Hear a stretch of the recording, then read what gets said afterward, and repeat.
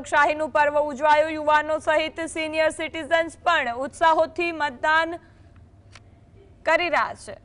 72 વર્ષીય ચંદ્રિકાબેન વ્હીલચેર પર આવી મતદાન કરવા પહોંચ્યા અને મતાધિકારનો ઉપયોગ કર્યો। તેમણે દેશના વિકાસ માટે સૌને અનિવાર્ય રીતે મતદાન કરવાની અપીલ કરી અને યુવાનોને પ્રેરણા આપી હતી।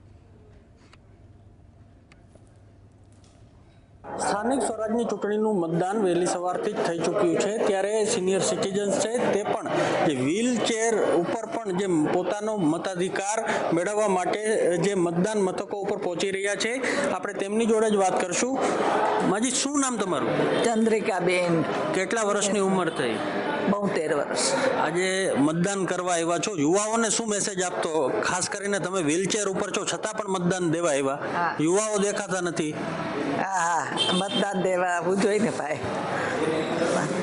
આ હાલી નથી અગાતું એટલે વળી આ ઓપરેશન કરાવ્યા પછી નકર તો આયલા જ હતા। લોકોને શું કહેશો? મતદાન કરવું જ જોઈએ? મતદાન કરવું જ જોઈએ આપણો સમાજ।